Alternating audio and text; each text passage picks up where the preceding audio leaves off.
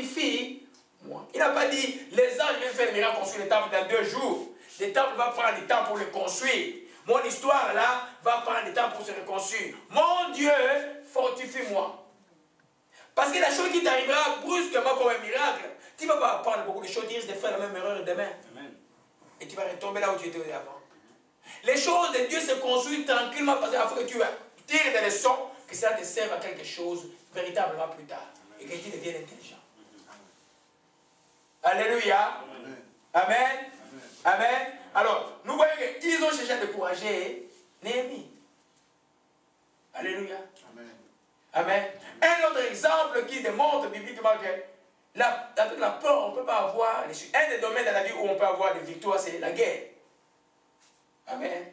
Dans l'Ancien Testament, c'est un livre de guerre. Des guerres. Amen. Aujourd'hui, ces guerres-là, pour nous, sont des guerres spirituelles. C'est le même principe. Alléluia. Amen. Vous connaissez ces jeunes hommes. Amen. Benjamin aussi. Amen. Et qui s'appelait Gédéon. Alors, dans Juge 7, verset 9. Amen. Juge 7, verset 9.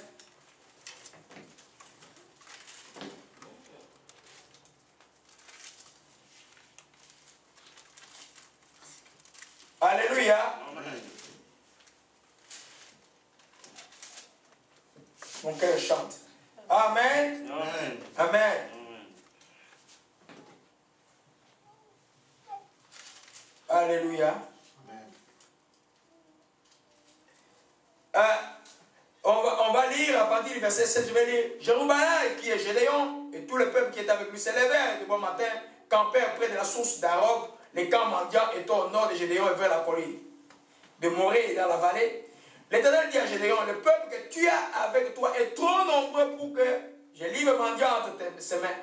Il pourrait en tirer gloire contre moi et dire, c'est ma main qui m'a délivré. Publie donc aux oreilles du peuple que celui qui est craintif et qui a peur, celui qui est craintif et qui a peur, amen. Celui qui est craintif, celui qui a l'habitude de la peur, il y en a qui ne connaissent pas la paix, qui vivent la peur tous les temps, amen. Et qui a peur, ça retourne et s'éloigne de la montagne des Galates. 22 000 hommes, peuple s'en retournèrent, il en resta 10 000. 22 000. Amen. Amen. Amen. Pourquoi? C'est parce que ceux qui ont peur ne peuvent pas faire le combat. Une armée qui a peur ne réussira jamais un combat. Amen. Une armée qui a peur ne peut pas gagner des victoires. Parce que dans la formation militaire, un des éléments qu'on regarde est psychologique et que cette personne est craintive ou pas. Une personne craintive ne peut pas être dans l'armée. On fait tous les entraînements, tout ce qu'on fait. Amen. Et le frère qui était le militaire me dit, c'est pour que la peur quitte l'homme. Alléluia. Amen. Amen. Amen. Donc, nous voyons que tu ne peux pas avoir une victoire spirituelle, un succès spirituel dans un combat spirituel si tu as la peur. Mais comment est-ce que nous remarquons dans la chrétienté? Les gens ont peur même, ils ont peur. Moi, je méprise pas les sorciers. Ils peuvent être forts et nous frapper réellement. Mais je n'ai aucune peur d'eux. Amen. Parce que c'est lui qui est moi est plus puissant. Ils peuvent des fois gagner une bataille, mais ils ne gagneront pas la guerre. Si toi tu résistes avec foi, pas dans la peur. Alléluia. Amen. Parce que tu peux avoir une révélation sur quelqu'un qui te fait du mal. Tu ne sais pas comment prier. La personne va continuer à te faire du mal. Alléluia. Amen. Amen. Amen. Amen. Donc, nous voyons que ceux qui étaient craintifs, 22 000 ont quitté, puis la sélection a continué, ce n'est pas le sujet du jour. Amen. Mais nous arrêtons juste au verset 3 qui dit simplement que ceux qui sont craintifs et qui ont peur, se retournent chez eux. Ils ne peuvent pas gagner le combat pour Dieu. Ils ne peuvent pas tenir devant la multitude. Parce que la foi, vous avez vu, quand j'ai donné l'enseignement sur les symptômes de la foi, un des symptômes de la foi, c'est le courage. Amen. Celui qui a la foi est courageux. C'est quelqu'un qui apporte des montagnes, seulement parce qu'il croit qu'il va vers cette montagne-là. Alléluia. Amen. Amen. Un autre exemple. exemples de fois. Vous connaissez l'histoire de 1 Samuel chapitre 17, vous connaissez toute l'histoire de David et Goliath. David, quand il a pris la pierre, il dit, toi tu es venu contre moi avec les javelots et la lance, moi je viens contre toi au nom de l'Éternel. Aujourd'hui ta tête va être coupée, je les donnerai aux oiseaux du ciel. Il avait parlé avant d'aller agir, parce qu'il avait la foi dans son cœur et il avait l'épée de l'esprit dans sa bouche. Alléluia. Et il a eu du succès. Si David avait peur comme Saul et tous les autres là qui tremblaient quand on lui a parlé, Israël n'aurait pas de succès. Alléluia. Amen. Amen. Dans votre combat spirituel, quand ceux qui sont vraiment dans le burin maintenant là, c'est de tenir les prières comme les prières que je donne dans la prière de combat que je donne aux gens là. Tu proclames ces paroles-là avec foi et fermeté. Tu dis à l'ennemi, non, non, moi je ne t'appartiens pas. Mes enfants ne t'appartiennent pas. Ma famille ne t'appartient pas. Alléluia. Amen. Mon épouse ne t'appartient pas. Mon mari ne t'appartient pas. Parce que la femme est sacrifiée par le mari et vice versa. Vous connaissez ça. Amen. Amen. C'est par la foi. Alléluia. Amen. Amen. Amen. Nous continuons avec le même principe. La peur est l'ennemi du progrès et du succès.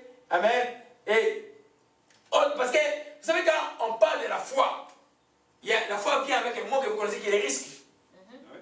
Tu risques, donc tu vas comme dans le vide. Dieu a dit à Abraham, quitte tes parents, va. Il ne l'a pas dit où, mais il a obéi. Tu vas comme dans un vide. Mais si Abraham avait fait, avec ce que nous allons voir dimanche prochain, avait par exemple la peur de l'inconnu, il serait dit, non, je vais rester autour de mes parents, pas très loin là. Encore il y a un problème, je reviens vite. Et les gens nous voient même dans la vie, des gens qui quittent à un certain âge, ils disent, bon, j'ai 20 ans, je termine l'université, je vais chez moi. Ils progressent vite que ceux qui restent dans la maison des parents jusqu'à l'âge de 40 ans.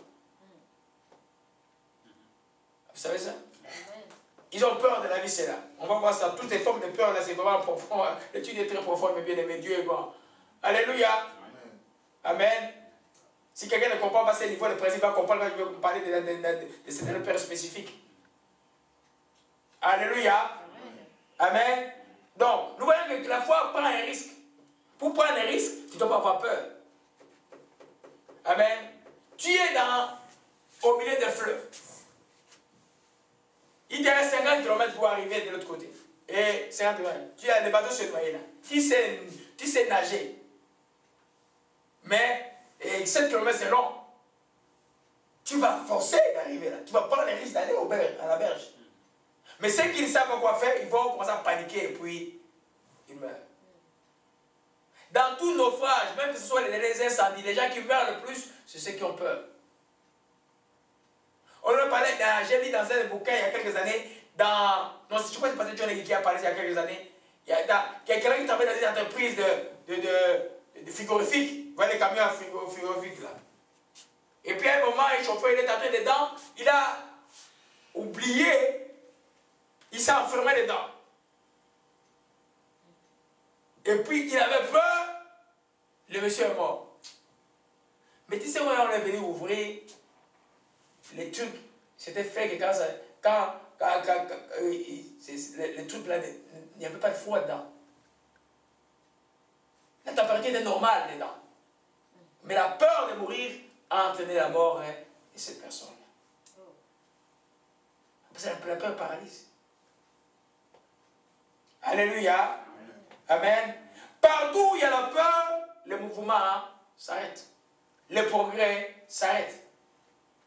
Il n'y a pas de révolution même dans les politiques qui peuvent se faire là où les gens ont peur.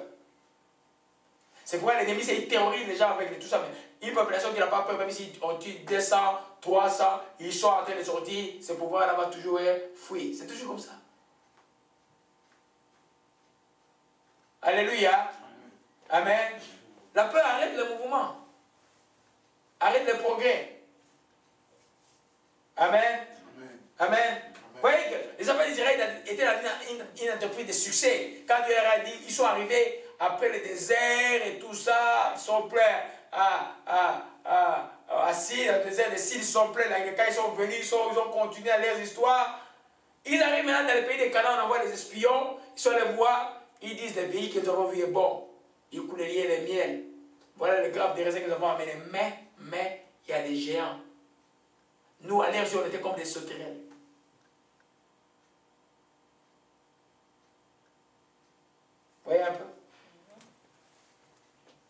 Mais Caleb a dit non. L'Éternel est avec nous. Allons-nous, emparons-nous du pays. C'est un risque qu'est allé s'emparer de quelqu'un qui a des géants. Toi qui es tout petit. C'est un risque.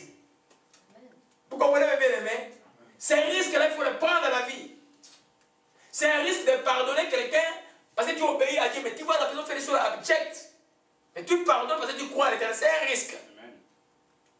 Mais ce risque-là, il est calculé par rapport à Dieu. Tu n'échoueras pas parce que Dieu, quand tu pardonnes toujours, Dieu te donnera toujours raison un jour. Amen. Alléluia. C'est un risque. Hein? Tu es prophète, Dieu te montre les gens qui t'entourent. Tu connais leur cœur. Tu es comme Jésus avec Judas. Judas était à côté de Jésus. Amen. Jésus savait que c'est Judas qui les trahirait. Mais c'était le plan de Dieu. Il a laissé. C'est un risque. Mais c'est un risque de foi. Les risques de la foi vous donneront toujours des résultats étonnants. Alléluia. Amen.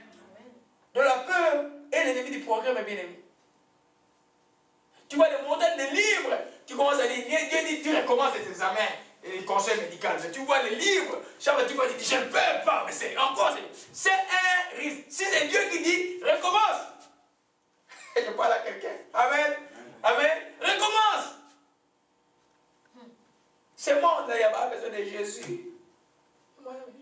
J'étais en train de prier pour l'enfant, je vois des mantras, des indiens dedans, chez les enfants qu'on opère, des histoires bizarres. On a laissé le monde de Dieu, les gens orientaux, plein de gens occultes et tout ça. Amen. Amen. Alléluia. Amen.